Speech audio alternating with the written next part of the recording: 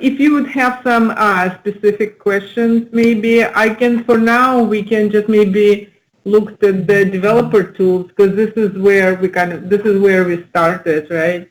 Okay, maybe we can go to Macy's.com and then just open DevTools, and then we can see what can be tested, or even LensCrafters, whatever works for everyone. Right. Okay. So on the right is DevTools. Everybody knows, everybody using, right? Yeah. This whole info, if you have some extra time in your life, everything is online. About, like, if you can search like for Chrome, Google documentation, that you'll see all the details, more than you need probably, especially regarding performance testing. Is like very difficult to understand what's going on. But so let me, you'll probably know this. I just go through on the high level, right? This, Yeah. so we have the element, 404 right? or broken images, and 404 broken links. This is like I think 2 things that came up recently. Okay. So the places that you can see the errors are the network, right? So the network, if there is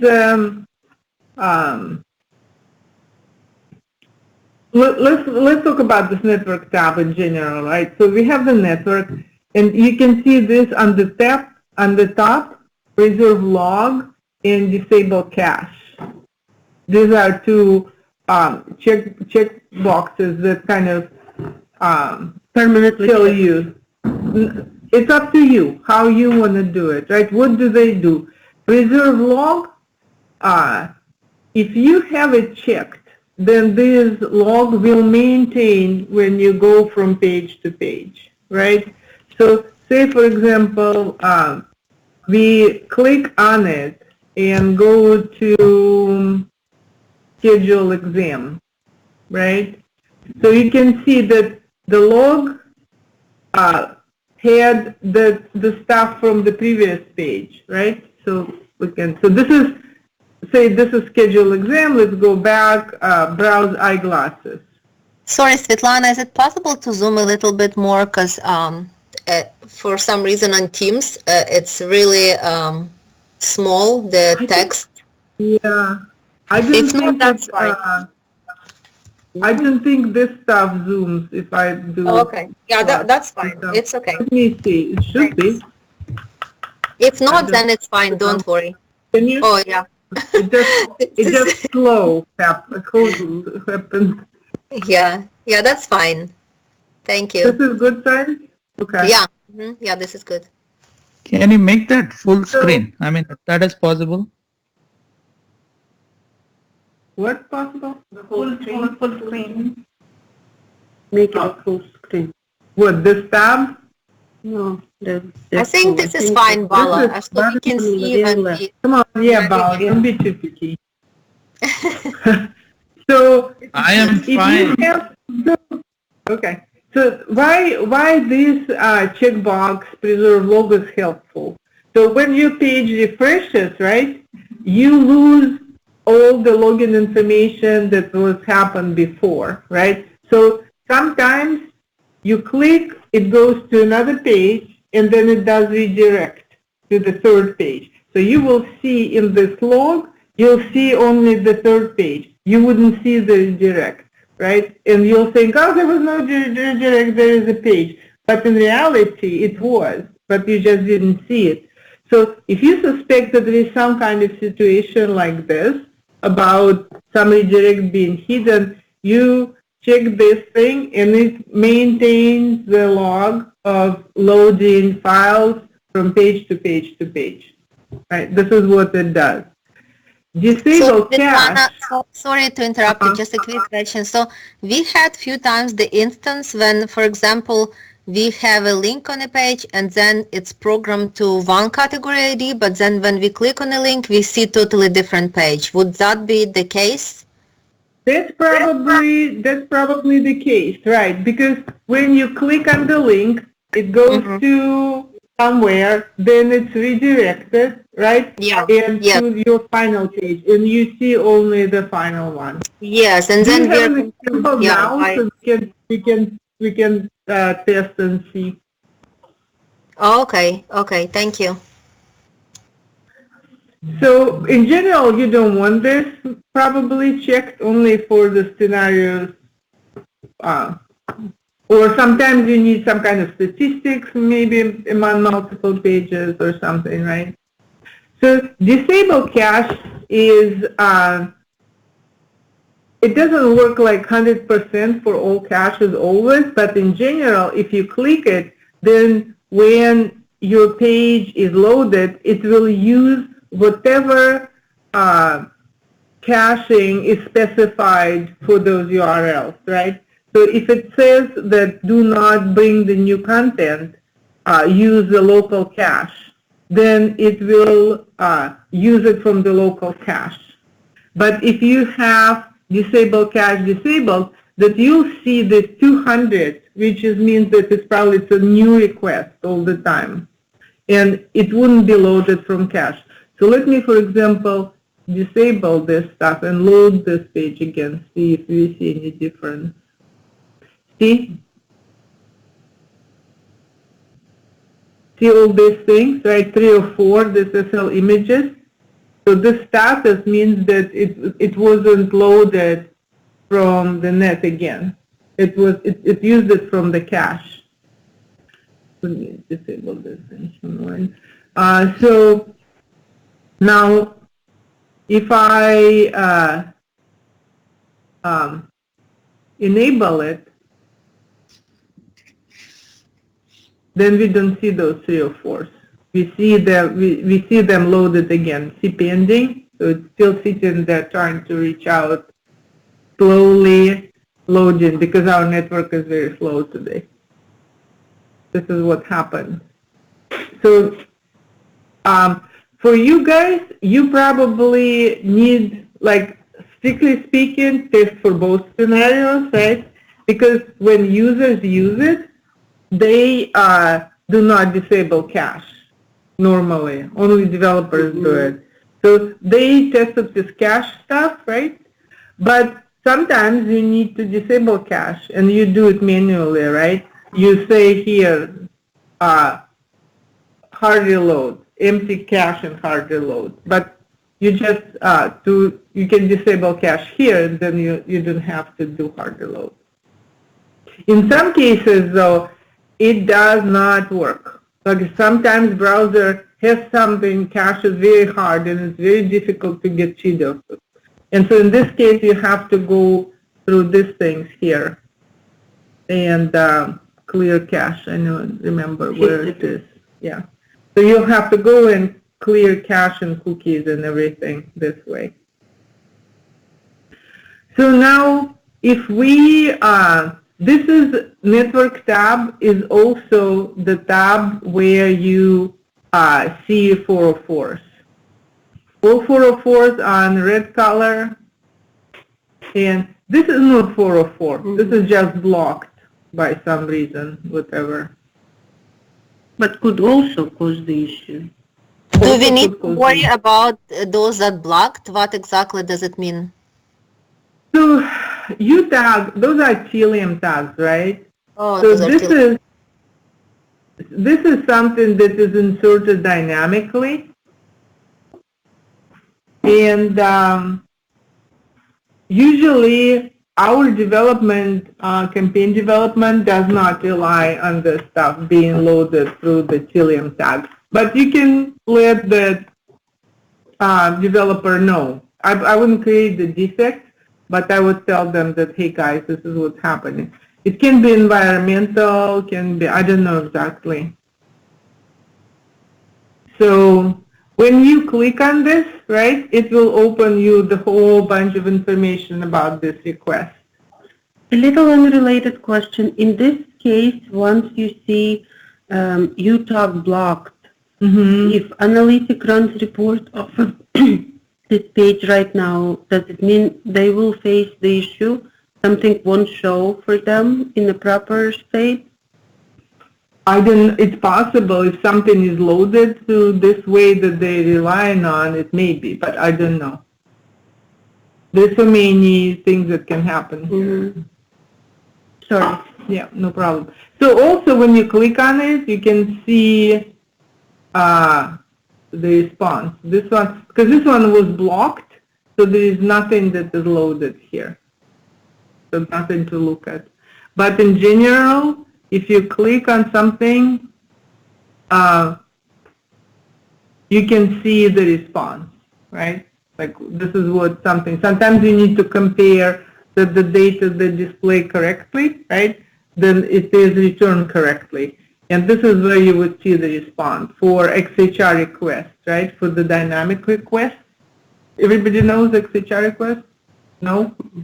XHR request is, so normally browser sends the request to the server, right? The content is generated and returned to the client, and then it's rendered, right? To see, there are multiple ways to see the content that was received from the server directly without any updates on the client. First of all, you have to find this document, right? Document is your original URL that was sent to the client, right? This is preview, and it is of type document. So here's the doc. You can see that there were. This is not ours. It's this API BAMX. I don't know what it is. So this is our request. It is of type document, right? This is the first one that is sent for this URL. LensCrafters glasses. So you click on it. You can, if you look at the response, you can see this content, right?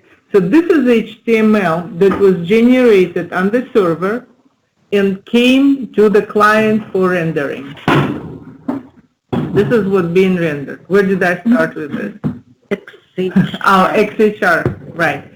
So XHR, also known as AJAX, and also XML HTTP request. It's all the same thing. So this is the original rendering. But, for example, if I'm performing some action on the page, right? For example, I want to add to bag without reloading the page, right? Then I can send the request in the background behind the page. The code can send requests to the server and bring back the data without page reloading or like on its own through JavaScript. It's always done through JavaScript. JavaScript sends the request and gets response back. And you can see all requests that are sent by the client here. If you select XHR, right, you can see everything, all XHR requests that are sent. So sometimes it's interesting to see what's going on. Who's sending the request, we're thinking, right? Like about those additional information that was collected by somebody. So you can see this one is sent by Macy's. The Macy's sent this request. Let's look at this request. This request is XAPI navigate header footer. So header footer, when it's loaded, sends request to the server, and it gets this response. And so the difference between preview and response is that this one is, if it's JSON, it's formatted for you, for easier to see. This one is more like a string, right? And there you also can see cookies that went with request back. Request and response cookies, you can see here.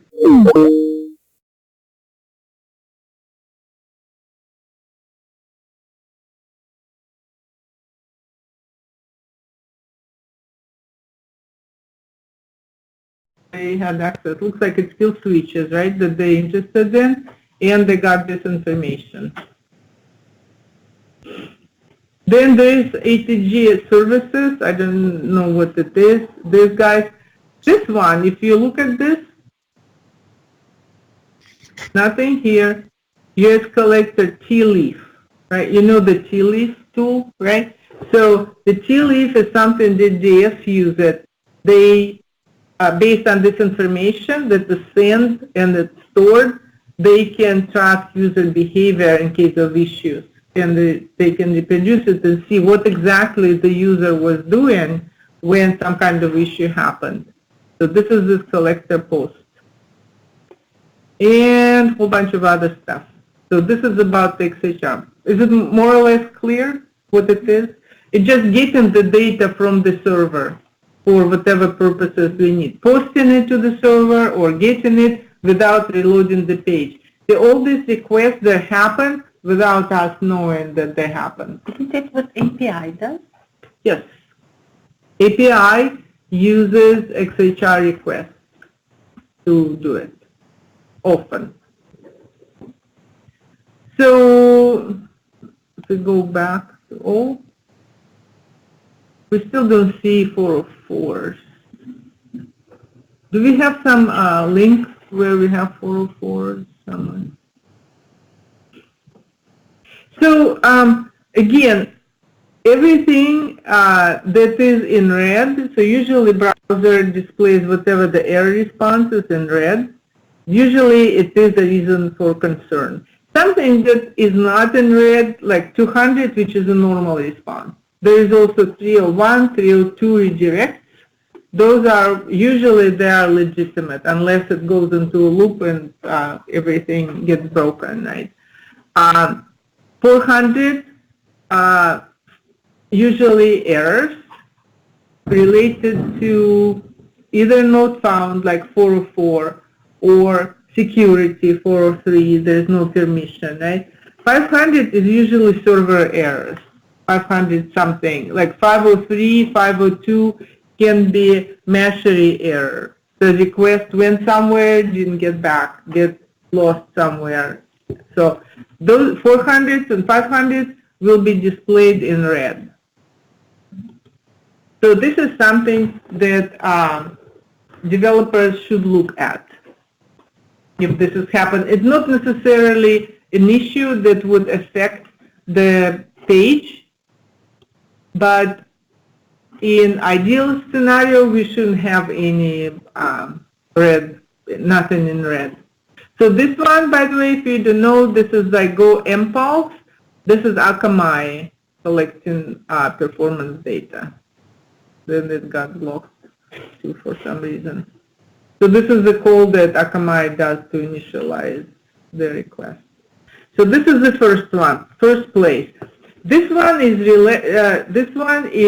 related to files not being returned to the client for whatever reason, if it's read there. And this one is something that we can see on console. So usually,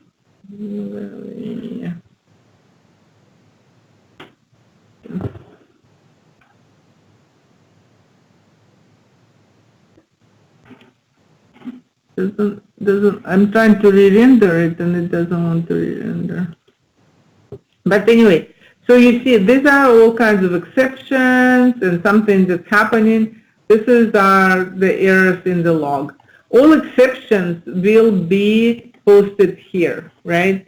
So in theory, you should keep kind of your eye open and understand when something is a problem and when it's not, so you can see what is if something isn't truly exception. And in this world, usually the code will say exception and some kind of JavaScript there that would be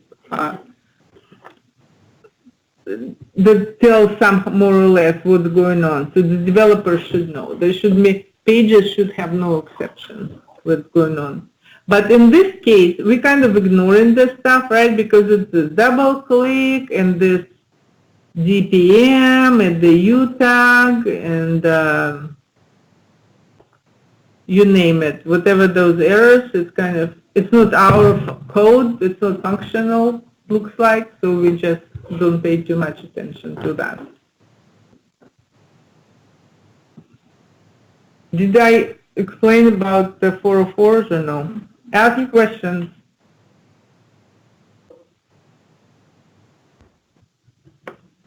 What else we can see? So we can, of course, we can filter by the file name. We can do this. We can performance. You're not doing performance testing right here. Security audit. I'm trying to find the network throttling. And I don't see it.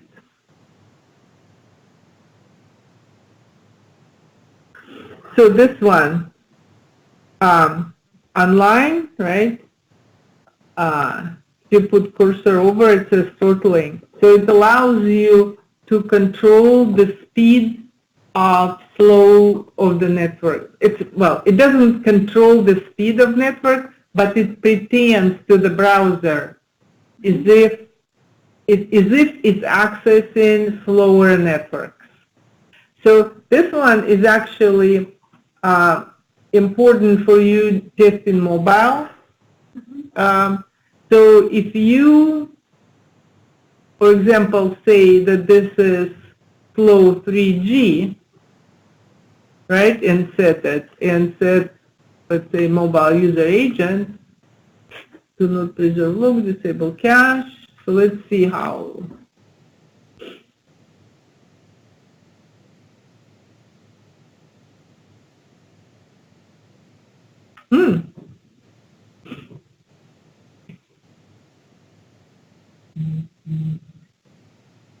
What's happening?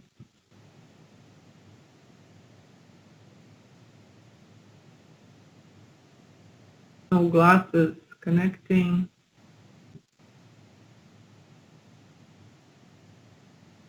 See, only now it started to render. Slow, slow, slow. And because these images are so big, it still didn't display them. So let's go to another page. No, don't do this. Let's do schedule iExam.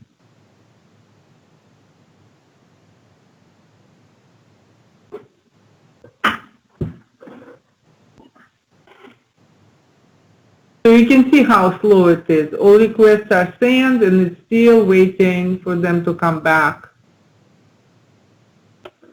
So you can see that you can control how network works. Sometimes you can see some issues when the client kind of performs multiple actions that have to be synchronized together. Sometimes these issues will come up only when you test it with slow network.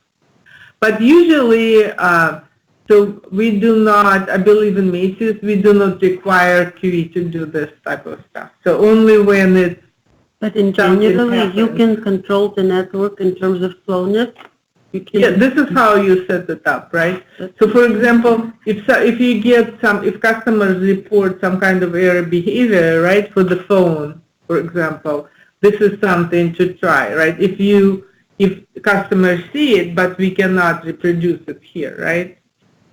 Then maybe it's because of the slow network. So you can just set it up here and try it, right? It's kind of slow 3G, faster G, they don't even have like 4G here.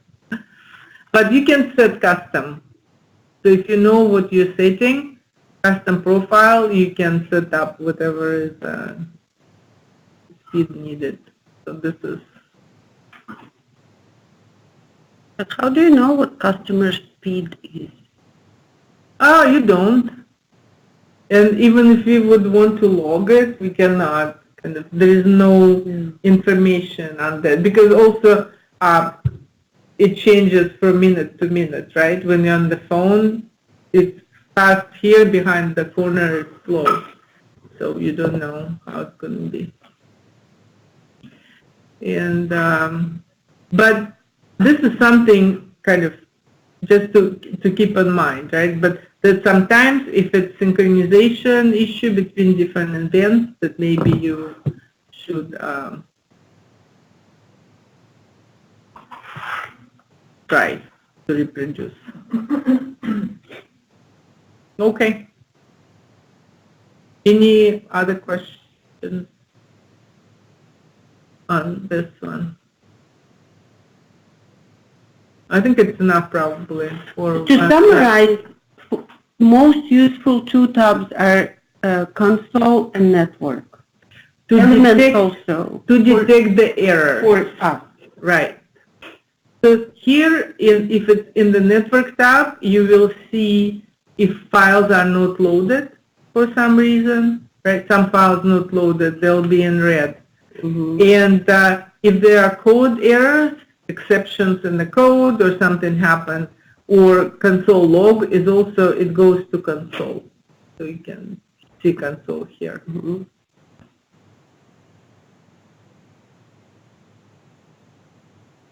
So here you see elements. This is your DOM, right? So you know this. So if you click on the right mouse click on something and say inspect, it goes directly into DOM element which you clicked on, right? And here you can see all the properties. Tell me if you guys know it, so I won't. And here you can see the CSS for this element, right? So this is the styles as they are assigned in the code, right? And because, see, there is a tree of elements, so this is the same, the CSS styles is aligned kind of in the same manner, right? And it's defined, and then they overwrite one another whenever it's built on another one. And if you want to see what's the final result of all elements, you can go to compute it.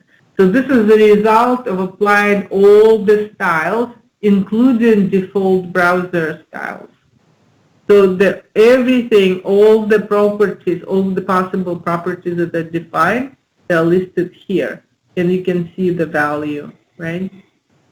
And if you click on this thing, you can see what exactly descriptor it is used from and at what file.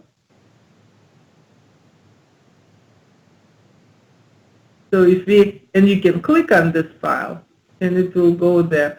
So unfortunately, those files are minimized, so it's kind of difficult to interpret.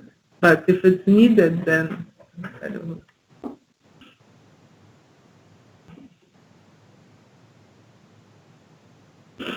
So do you ever look at this, the CSS, like where it's coming from, with the value? Do you ever need to? In some instances, I remember. Not during testing, but like, you know, sometimes I think all of us just like out of curiosity, but we don't use it for testing. Yeah. So you don't need to like resolve issues, like say why is it why something is wrong, right? Not color. You don't do analysis. Yeah. You So just say right. back to developers. Yeah, as of right now, we don't. We just report the issue and then developer look into the cause. But yeah, as of right now, we don't look. Maybe some of the issues, like, you know, we can look and see just for our own education.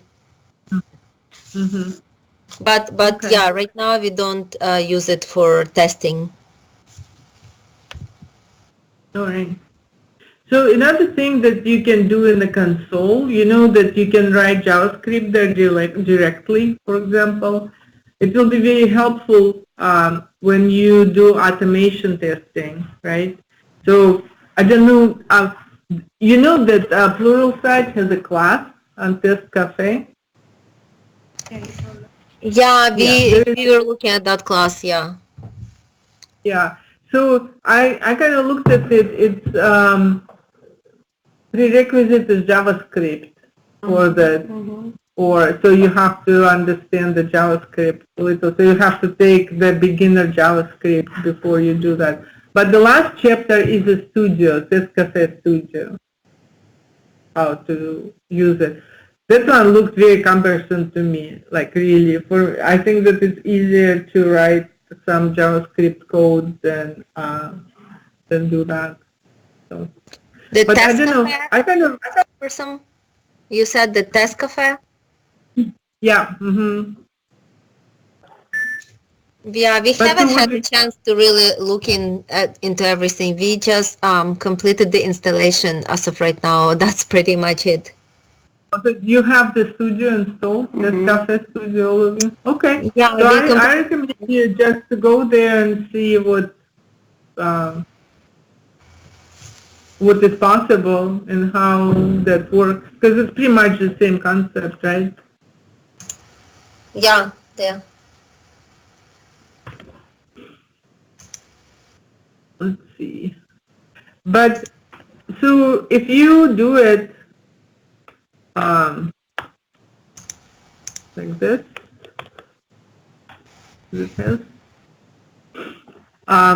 so you can write directly here for the code in the console, like some statements, right? And you can see the result.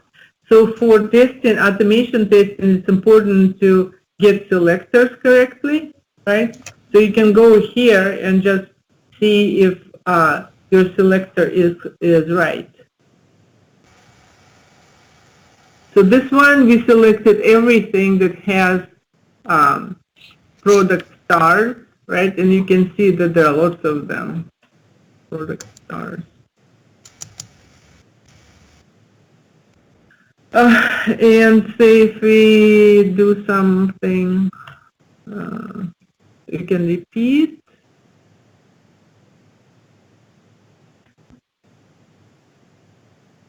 Are you trying to identify the object? Yeah. And so you can find there is an object of this type as well.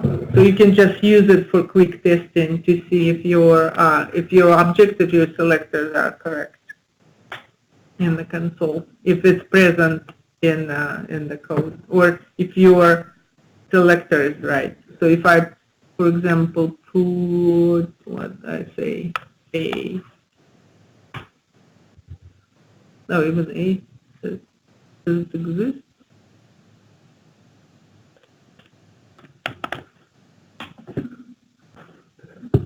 No. All right.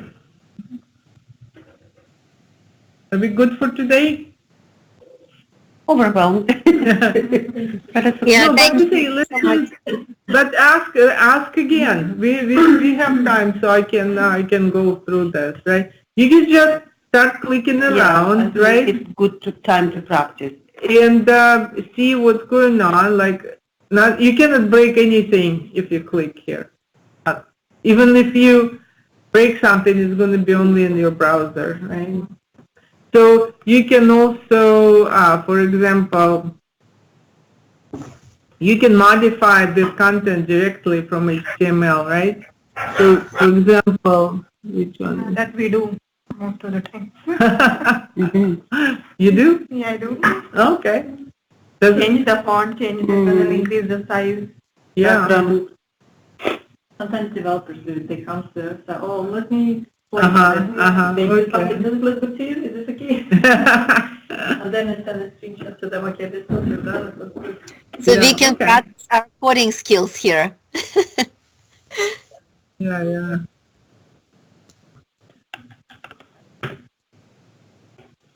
All right.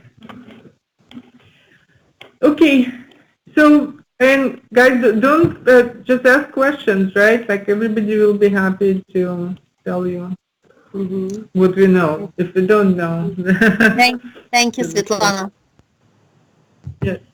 Sure. And so we want, again, we talked to, hopefully Nisha can add it to their test automation script to identify when there were 404s there. And by the way, so if you look for missing images, right, then there is this images here. So you click on it and it will show only images. So you don't have to look through the whole log.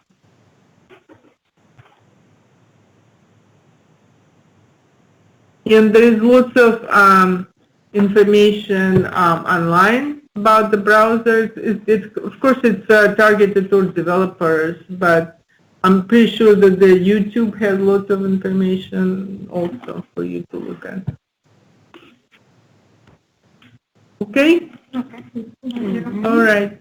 Thank you. Oh, thank you for Yeah, organizing. Thank you. Yeah, thanks, Svetlana, for I hope you got something out of this mumbling. I wasn't like really prepared. No, it was really good. Well, A lot of good information. Thank you. We can always have another one, Svetlana, if you want to. Oh yeah, just tell me the subject. What is it to do? We can do some JavaScript class if you want. Oh, great. Yeah. And Yeah, that would be great.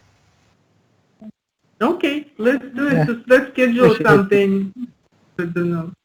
Yeah, so I'll talk to you next week when I'm in the office and we can just see where we are and go from there. Okay. All right. Sounds good. Thank you so much. Thanks. Bye, everyone. Bye, guys. Bye. bye-bye. Bye.